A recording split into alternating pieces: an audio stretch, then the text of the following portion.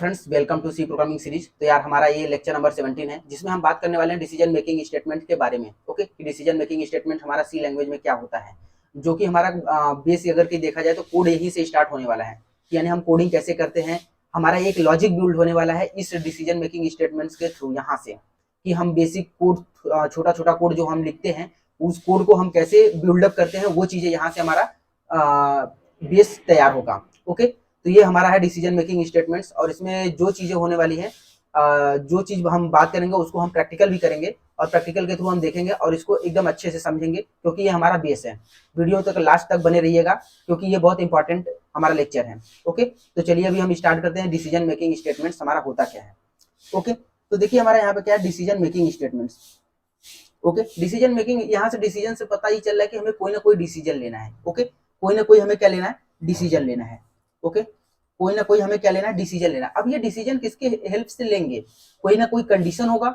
Okay, अगर के decision की बात करें तो कोई कंडीशन होगा, उसी के ऊपर हम डिसीजन लेंगे ना। जैसे अगर के मैं बोलता हूँ कि अगर के आप कोई मार्केट में गए, अगर के आपकी मम्मी बोली कि बेटा फ्रूट्स लेते आना, अब फ्रूट्स में बोल दी कि एप्पल लेते आना। ओके, अगर के मार्केट में एप्पल नहीं मिला बाई चांस, अगर के नहीं मिला तो मम्मी ने कोई दूसरा ऑप्शन दिया, अगर एप्पल नहीं मिले तो ऑरेंज लेते आना। ओके, तो यहाँ पे क्या है, आपको एक कंडीशन मिल गया कि अगर कि एप्पल नहीं रहेगा तो हमें क्या लेना है, ऑरेंज लेना है।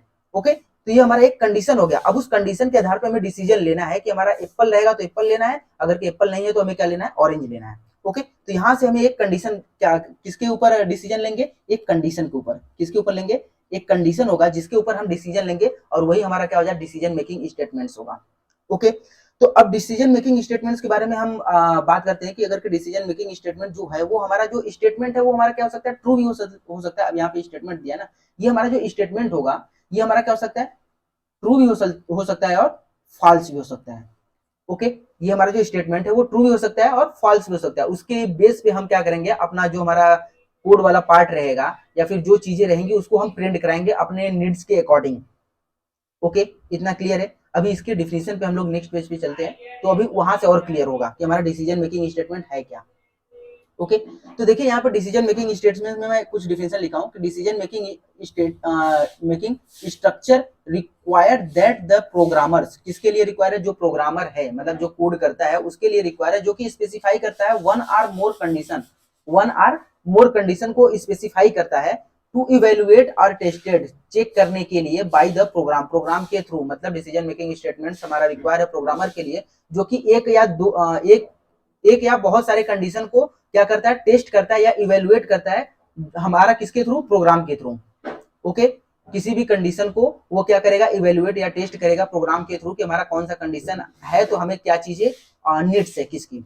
अब यहाँ पे देखिए, एक मैं यहाँ पे फ्लो चार्ट बनाया हूं, क्या है ये मेरा फ्लो चार्ट डायग्राम, ये हमारा flow chart diagram. Flow chart diagram में मैंने बोला कि यहाँ पे स्टार्ट है, हमने प्रोग्राम को अपना स्टार्ट कर दिया, प्रोग्राम स्टार्ट में गया तो हमने कुछ कंडीशन था हमारा, वो कंडीशन हमने यहाँ पे राइट किया। अगर कि कंडीशन हमारा ट्रू होता है, अगर कि कंडीशन ट्रू होता है, यहाँ पे अगर कि कंडीशन ट्रू होता है तो ये हमारा एरो नीचे की तरफ है, तो कंडीशन में जो कोड लिखा रहेगा वो हमारा क्या होगा, एग्जीक्यूट होगा।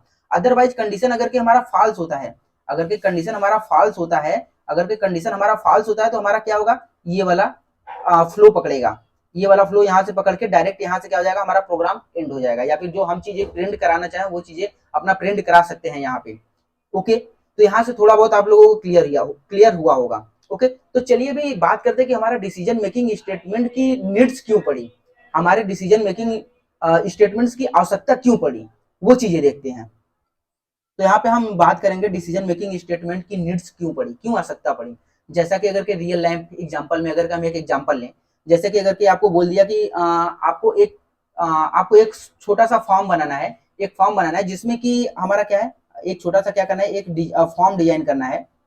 ओके, जिसमें आपको क्या करना है, कैंडिडेट्स का फॉर्म है मान लो, तो कैंडिडेट्स में उसका नेम लेना है। ओके, उसका नेम इंटर कराना है, और उसका क्या करना है, मोबाइल नंबर। ओके, उसका मोबाइल नंबर इंटर कराना है, और उसके एक यहाँ पे क्या हो जाएगा, सबमिट का बटन लगा के मुझे दे देना है। यहाँ पे एक सबमिट का बटन हो गया।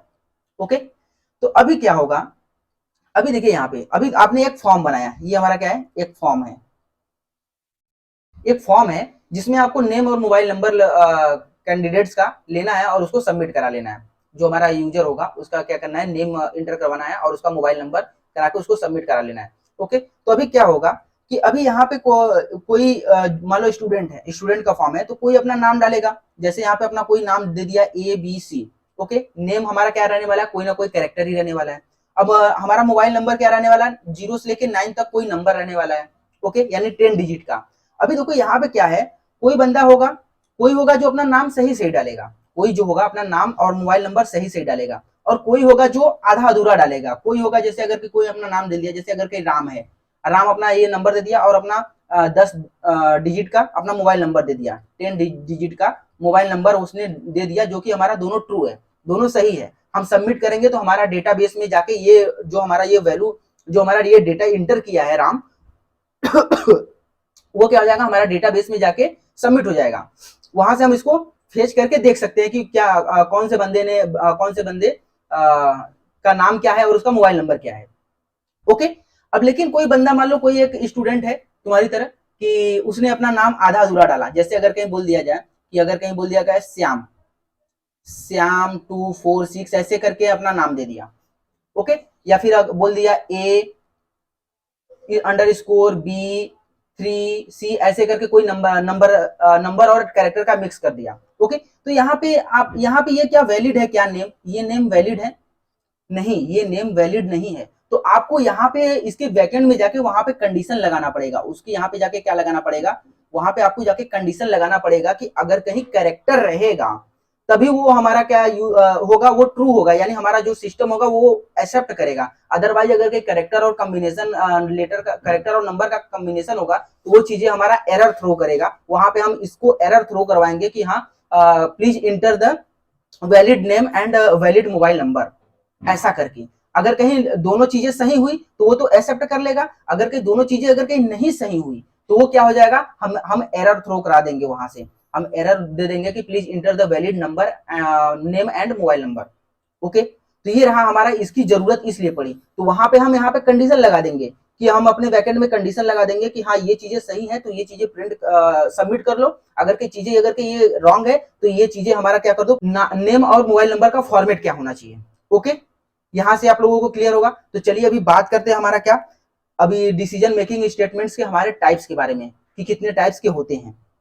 ओके, नेक्स्ट पेज पे चलते हैं। है क्या डिसीजन मेकिंग स्टेटमेंट्स का टाइप्स। तो देखिए यहाँ पे there are following decision making, there are following kinds of the decision making statements है। तो हमारा पहला क्या है, पहला है हमारा इफ स्टेटमेंट्स, हमारा इफ स्टेटमेंट्स है। सेकंड क्या है हमारा if else statements, and third क्या है if else and else statements, और चौथा क्या है हमारा नेस्टेड इफ, और उसके बाद switch statement and nested switch statements. अभी इसको हम वन बाय वन करके हम अपना इसको कवर अप करेंगे। ओके, तो पहला हमारा है क्या इफ स्टेटमेंट्स, क्या है पहला हमारा क्या है इफ स्टेटमेंट्स। इसके बारे में हम बात करते हैं कि हमारा इफ स्टेटमेंट होता क्या है। तो चलिए इफ स्टेटमेंट होता क्या है देखते हैं।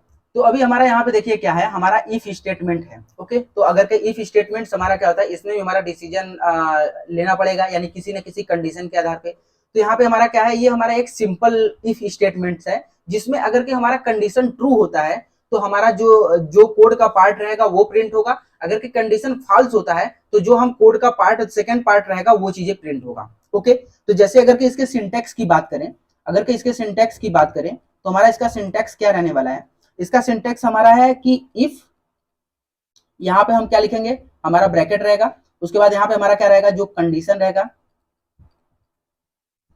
कंडीशन, फिर उसके बाद हमारा क्या रहेगा करली ब्रैकेट, करली ब्रैकेट के अंदर हमारा क्या हो जाएगा, यहाँ पे हमारा जो कोड रहेगा, या फिर मैं ऐसे कमेंट करके लिख देता हूँ यहाँ पे स्टेटमेंट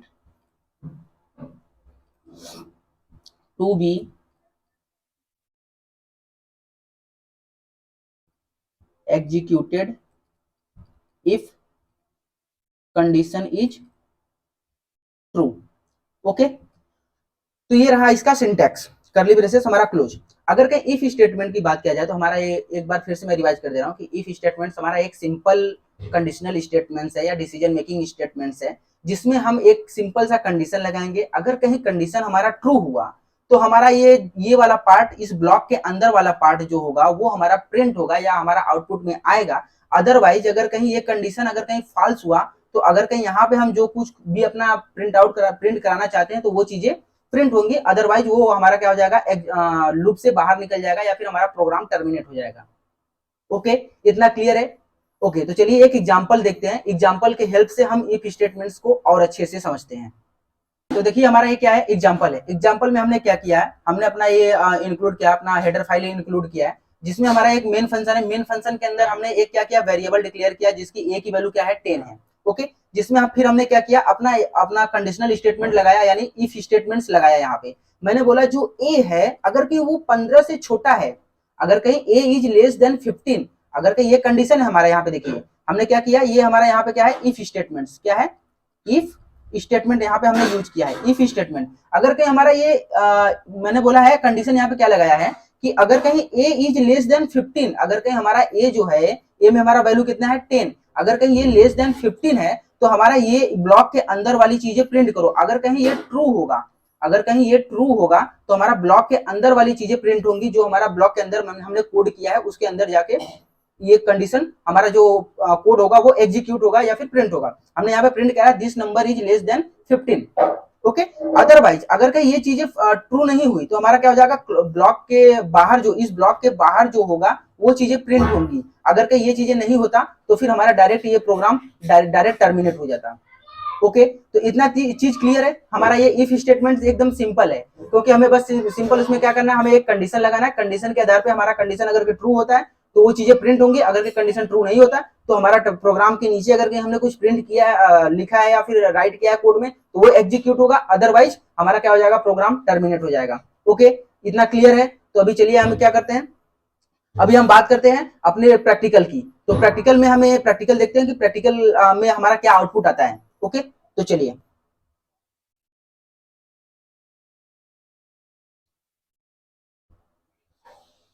ओके, तो देखिए यहाँ पे हमारा क्या है, हम इफ स्टेटमेंट्स का एक प्रोग्राम बनाए हैं।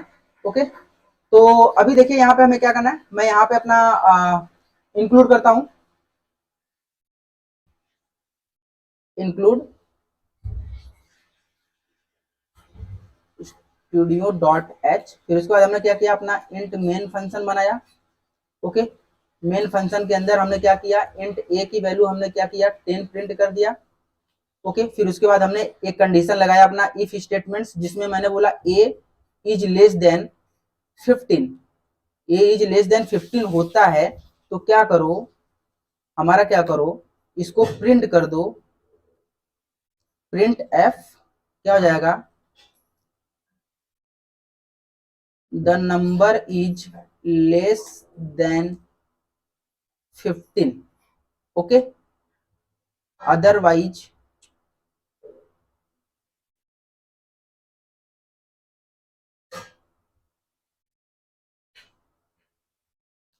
Otherwise print F the number is not less than 15। Okay, function बनाया जिसमें हमारा इंट ए की वैल्यू हमारा क्या है, 10, और हमने यहाँ पे कंडीशन दे दिया if A is less than 15। अगर कहीं हमारा क्या होगा, ए हमारा जो होगा वो 15 से छोटा होगा तो हमारा ये वाला कंडीशन भी प्रिंट होगा, इस ब्लॉक के अंदर वाला भी कंडीशन हमारा प्रिंट होगा, जो हमने ये वैल्यू दिया ये प्रिंट होगा। अगर कहीं ये कंडीशन अगर कहीं फॉल्स हुआ तो ये वाला चीजें, ब्लॉक के अंदर वाली चीजें हमारा प्रिंट नहीं होंगी। ओके, तो चलिए हम इसको प्रिंट करते हैं। तो देखते हैं यहाँ पे अगर कि ये हमारा ए क्या है, कंडीशन हमारा क्या है, ट्रू है, हमारा जो 10 इज लेस देन 15 यानी ट्रू है, तो ये वाला भी प्रिंट होगा। और इस ब्लॉक के अंदर है, ये ब्लॉक का यहाँ पे हमारा क्या हो गया, यहाँ पे हमारा इसका स्कोप खत्म हो जाएगा तो हमारा ये वाला भी प्रिंट होगा, यानी दोनों स्टेटमेंट हमारा प्रिंट होगा इस प्रोग्राम में। ओके, तो देखिए यहाँ पे हमारा क्या आया, the number is less than 15, यानी हमारा ये कंडीशन ट्रू था, इसकी वजह से हमारा ये वाला ब्लॉक के अंदर वाला भी प्रिंट हुआ, और ये इस ब्लॉक के अंदर जो मेन फंक्शन के ब्लॉक के अंदर है वो भी प्रिंट हुआ। अब देखिए यहाँ पे हम थोड़ा सा कंडीशन अपना क्या करते हैं, चेंज करते हैं। अगर कि कंडीशन मैंने बोल दिया ए इज ग्रेटर देन 15, अगर कहीं हमारा जो ए है वो 15 से बड़ा है, बोला है अगर कि 10 15 से बड़ा है, यानी हमारा ये कंडीशन क्या है, फॉल्स है, तो हमारा इसके अंदर वाली जो कंडीशन है, इस ब्लॉक के अंदर वाली कंडीशन हमारा क्या होगा, प्रिंट नहीं होना चाहिए। तो उसको भी रन करके देख लेते हैं। तो हमारा क्या हो गया, देखिए यहाँ पे आजा भाई, देखिए यहाँ पे आ गया हमारा क्या, the number is not less than 15, यानी कि इसके अंदर का जो हमारा है वो प्रिंट नहीं हुआ। ओके, तो इतना क्लियर है आप लोगों को?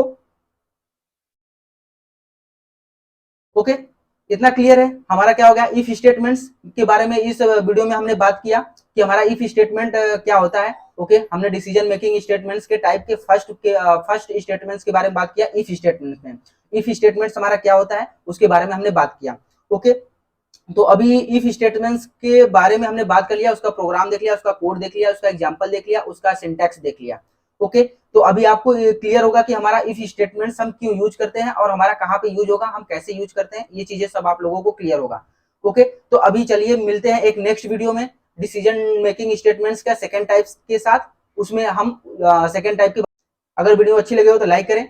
हम लोग मिलते हैं तब तक नेक्स्ट वीडियो में, तब तक के लिए बाय बाय।